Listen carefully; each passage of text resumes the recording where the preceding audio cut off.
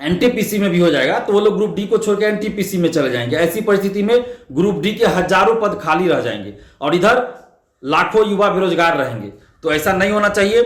इस पे रेलवे भर्ती बोर्ड को निश्चित रूप से सोचना चाहिए कि आपने जो वैकेंसी निकाली थी, तो वैकेंसी निकालने का मतलब ये था कि जितने पदों पे आपने वैकेंसी निकाली उतने पदों पे बहाली पूरी करनी है। नमस्कार दोस्तों, मैं दिलीप कुमार। दोस्तों, रेलवे एनटीपीसी और ग्रुप डी की वैकेंसी मार्च 2019 में आई थी और अभी तक ये बहाली पूरी नहीं हुई है। अभी भी ये बहाली प्रक्रियाधीन है। सरकार को और रेलवे भर्ती बोर्ड को इस प्रक्रिया को इस तरह से संपन्न करना चाहिए, बहाली की प्रक्रिया को, ताकि सीटें खाली न रहे। ऐसा ना हो कि प्रक्रिया को इस तरह से कर दिया जाए कि हजारों सीट खाली रह जाए और युवा बेरोजगार रह जाए, क्योंकि ये 2019 की वैकेंसी है और रेलवे की वैकेंसी पहले हर साल आती थी और अब क्या है, हर साल वैकेंसी भी नहीं आ रही है। तो 2019 में जो वैकेंसी आई, जितने सीटों पे वैकेंसी आई उतने सीटों पे बहाली पूरी होनी चाहिए। लेकिन अभी कुछ खबरें आ रही हैं कि ग्रुप डी की बहाली जो है पहले पूरी की जाएगी। तो अगर ऐसा होता है तो इसमें हजारों सीट खाली रह जाएगा, क्योंकि अगर ग्रुप डी का पहले रिजल्ट, फाइनल रिजल्ट दे दिया जाता है, ग्रुप डी की बहाली पहले पूरी की जाती है और एनटीपीसी का बाद में रिजल्ट आएगा, तो होगा क्या कि जो लोग ग्रुप डी में ज्वाइन कर लेंगे और उनका एनटीपीसी में भी रिजल्ट हो जाएगा, तो ग्रुप डी को छोड़कर वो एनटीपीसी में चले जाएंगे। तो ऐसी परिस्थिति में ग्रुप डी के हजारों जो पद हैं वो खाली रह जाएंगे और यहाँ लाखों स्टूडेंट्स इस रेलवे की बहाली में लगे हुए हैं, 2019 से लगे हुए हैं, और वो बेरोजगार हो जाएंगे और सीटें खाली रह जाएगी। तो ये देश के युवाओं के साथ, देश के छात्रों के साथ बहुत बड़ा अन्याय होगा, अत्याचार होगा। इसलिए सरकार को भी चाहिए, रेल मंत्री को भी चाहिए, रेल मंत्रालय को भी और रेलवे भर्ती बोर्ड को भी, कि अपने फैसले पे वो पुनर्विचार करे और रेलवे एनटीपीसी की बहाली पहले पूरी करे। रेलवे एनटीपीसी की बहाली को पहले पूरी कर दे और उसके बाद ग्रुप डी का फाइनल रिजल्ट जारी करे। इससे क्या होगा कि जो लोग रेलवे एनटीपीसी में सिलेक्ट हो जाएंगे वो ग्रुप डी में नहीं जाएंगे, ग्रुप डी के लिए वो काउंसलिंग नहीं करवाएंगे, ग्रुप डी में नहीं जाएंगे। तो ऐसी परिस्थिति में क्या होगा, सीटें खाली नहीं रहेगी।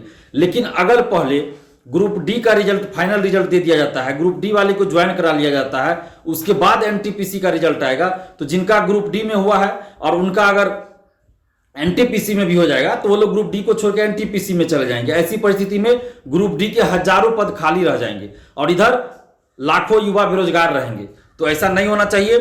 इस पे रेलवे भर्ती बोर्ड को निश्चित रूप से सोचना चाहिए कि आपने जो वैकेंसी निकाली थी, तो वैकेंसी निकालने का मतलब ये था कि जितने पदों पे आपने वैकेंसी निकाली उतने पदों पे बहाली पूरी करनी है, न कि आपको सीटें खाली रखने के लिए वैकेंसी निकालनी गई थी।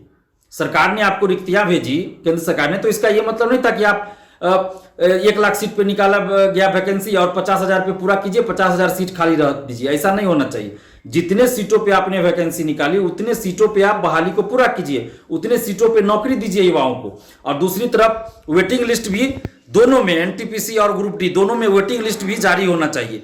क्योंकि होता क्या है, बहुत सारे लोग ज्वाइन भी कर लेते हैं, तो उसके बाद अगर उनका कहीं और जॉब लग गया या कुछ और परिस्थितियों की वजह से वो छोड़ देते हैं। जैसे ग्रुप डी में अधिकतर लोग 3 महीना, 2 महीना, 1 महीना के बाद छोड़ भी देते हैं, रिजाइन मार देते हैं।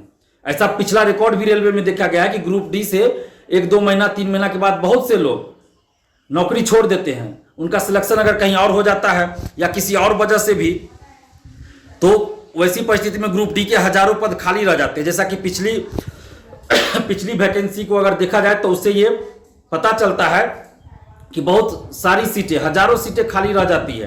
तो इसलिए रेलवे को चाहिए एनटीपीसी और ग्रुप डी दोनों में वेटिंग लिस्ट का भी प्रावधान करे ताकि सीटें खाली न रहें। तो सरकार को, केंद्र सरकार को, रेल मंत्री जी को, रेल मंत्रालय को और रेलवे भर्ती बोर्ड को इस पर गंभीरता पूर्वक विचार करना चाहिए कि बहाली की प्रक्रिया आप इस तरह का बनाइए, इस तरह से बहाली कीजिए ताकि सीटें खाली न रहे। इसके लिए आप वेटिंग लिस्ट भी, एनटीपीसी और ग्रुप डी दोनों में वेटिंग लिस्ट भी जारी करने का प्रावधान कीजिए, वेटिंग लिस्ट जारी कीजिए और पहले group D, railway group D की बहाली को संपन्न कीजिए, उसके बाद एनटीपीसी का फाइनल रिजल्ट प्रकाशित किए ताकि सीटें खाली न रहे। इसलिए आप जितने भी रेलवे अभ्यर्थी हैं, आपसे भी आग्रह कर रहे हैं हम कि आप अपने हक और अधिकार के लिए आवाज उठाइए और सोशल साइट्स पे, कम से कम फेसबुक हुआ, ट्विटर हुआ, यूट्यूब हुआ, उस पर आप अपने हक और अधिकार की आवाज उठाइए और मांग कीजिए कि रेलवे ग्रुप डी का फाइनल रिजल्ट पहले आए, रेलवे ग्रुप डी की बहाली को पहले संपन्न किया जाए, उसके बाद एनटीपीसी का फाइनल रिजल्ट जारी किया जाए और दोनों में वेटिंग लिस्ट जारी किया जाए। धन्यवाद। जय हिंद।